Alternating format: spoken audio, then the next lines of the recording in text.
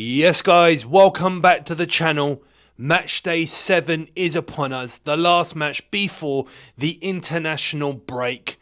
Some real good matches in match week 6. I've got a new trim. Life is good.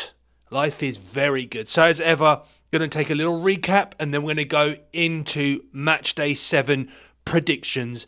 Before I go into that, please, if you are liking the content, like, subscribe, and press the little bell notification for all things Premier League. Right, let's get into it. The weekend kicked off with a 1-1 draw between Newcastle and Manchester City. Man City dropping points for the second consecutive game. Are they in trouble? More than you believe. More than you believe, says Mr. Guardiola. No, I don't think so. Elsewhere, we had a away win for Fulham at Forest. Everton picked up their first win of the season. In a generation of robotic tactics and robotic players, Chelsea absolutely tear up the textbook and cause absolute fucking mayhem anywhere they go. A 4-2 very exciting win at home against Brighton. Brentford again scored in the first minute and again lost their lead as they drew 1-1 at home to West Ham. Arsenal took to the 94th minute to finish Leicester off after Hermansen pulled off a number of unbelievable saves. Liverpool were not at their best but managed to beat Wolves 2-1 away. Ipswich came from behind to secure a very impressive point at home against Villa. Manchester United were absolutely put to the sword by Spurs as they lost 3-0 at home. Mickey van der Ven's run, absolutely beautiful. And then the Monday night football saw Bournemouth absolutely smash Southampton 3-1 at home. It was done by half-time. See ya later, Southampton. What has that done to the league standings? Well, we have new leaders in Liverpool. 5 wins from 6 matches on 15 points. We then have Manchester City and Arsenal, the only teams left unbeaten in the Premier League with 14 points. Chelsea are right up there with 13, the same as Villa. And then we have Fulham and Newcastle with 11 points. Tottenham have jumped up to 8th with 10 points. Brighton are at 9 with 9 points. Forest are at 10th with 9 points. Bournemouth leapfrog Brentford and Manchester United after their Monday night win, and they are in 11th with 8 points. 12th and 13th are shared by Manchester United and Brentford, who had 7 points apiece. West Ham are on their own with 5 points. Ipswich and Everton have 4 points, and then still without a victory, Leicester and Palace, who have 3 points. And even worse, with only 1 point, we have Southampton and Wolves. So that's how the league stands at the moment. So let's get into the fixtures for this week. And we kick off with Palace versus Liverpool at Selhurst Park. 15 wins for Palace, 36 wins for Liverpool. Palace, get this, have only beaten Liverpool once in the last 14 Premier League matches, but that win did come last season, interestingly enough. Liverpool have started off very good. They weren't at their best that they beat Wolves. Palace lost away at Everton this weekend and are still searching for that form that Glasner had them in towards the end of last season. I'm going to go for a 2-0 away victory for Liverpool here. I think they'll have too much for Palace. Next we have Arsenal and Southampton. And boy, if things couldn't get any more difficult for Southampton, they're winless after 6 games and they've now got to go to title chasing Arsenal. In this match, 53 wins for Arsenal, 23 wins for Southampton. The last time Southampton were actually in the Premier League, they did draw twice. So, will they get another point here? I don't think so. I see only an Arsenal victory here, and I'm going for a 4-1 Arsenal victory, especially if Southampton defend like they did and capitulate against Bournemouth. Next, we have Brentford versus Wolves at Brentford. In this particular fixture, 13 wins for Brentford, 17 wins for Wolves.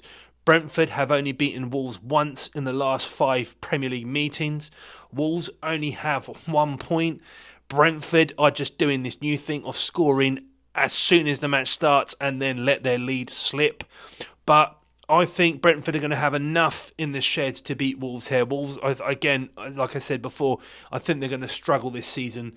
Got rid of their best players, haven't replaced them. It's going to be a long season for Gary O'Neill's men. I'm going for a 3-1 home win for Brentford. Next we have Leicester versus Bournemouth. In this fixture, 9 wins for Leicester, 8 wins for Bournemouth. The last 9 matches has 3 wins for both teams and 3 draws sandwiched in there.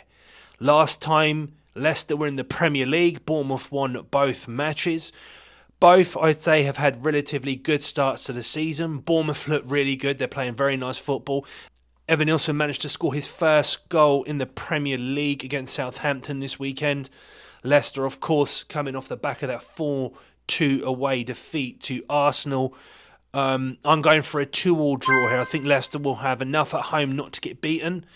Bournemouth play very nice, attractive football, but I think Leicester will be buoyed by their home fans and secure a 2-2 draw here. Next, we have Manchester City versus Fulham. Man City have won 41 times against Fulham, 17 wins for Fulham. Man City have won the last 13 Premier League games against Fulham. Man City are on the back of 2 draws and Fulham are flying high. But I can't see Man City dropping points for a 3rd match in a row. But I don't think they're going to overhaul Fulham, and I don't think they're going to batter them. So I'm going for a 2-1 win for Manchester City. I think Fulham are going to make themselves hard to beat this season. So a 2-1 win for Manchester City. Next we have West Ham versus Ipswich. At West Ham, 27 wins for them.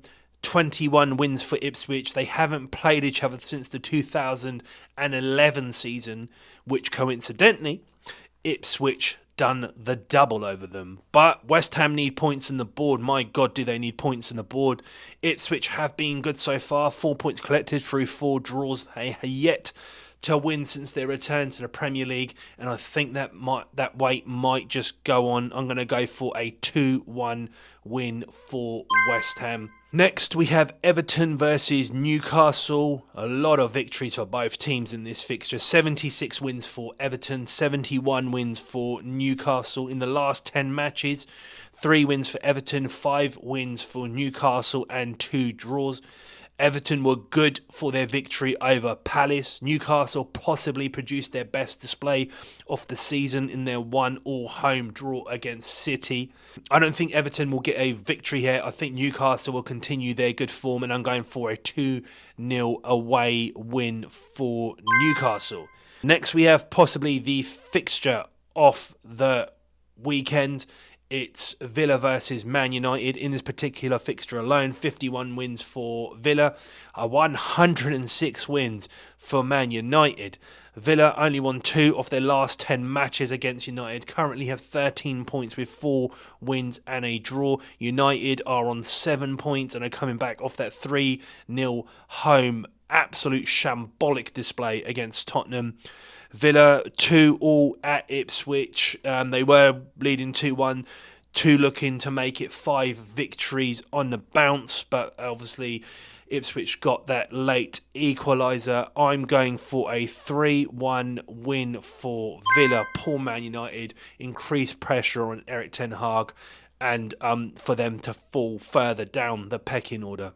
Next, we have Chelsea versus Forest in this particular fixture alone. 41 wins for Chelsea, 27 wins for Forest. The last 4 matches have produced 2 draws and a win for either side. Both have started off well. Of course, Forest lost at home 1-0 to Fulham in their last match. Chelsea won 4-2 at home against Brighton.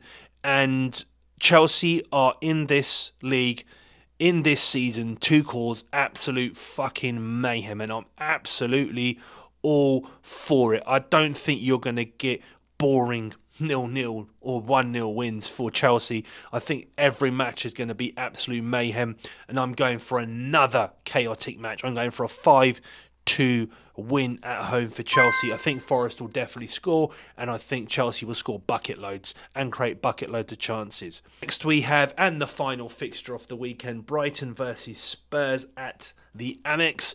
10 wins for Brighton, 21 wins for Spurs. Tottenham have won 4 of the last 6 matches. Again, both teams have started off well. Brighton have kind of tailed off in the last few weeks, whereas Tottenham have come on stronger and managed to beat Man United at Old Trafford without their captain Son. Brighton are coming on the back of a 4-2 away defeat against Chelsea. But I expect Spurs to continue their good form. Solanke looks like he's fitting in well and starting to get up to match fitness. Johnson is on the back of a few very good performances after he deleted his social media, guys. What does that mean? I don't know. Does that mean that we need to delete our social media to finally succeed in life? It might mean that. I'm going for a 2-1 away win for Spurs. I think they'll have too much for Brighton. I can see Spurs going on a little bit of a roll now.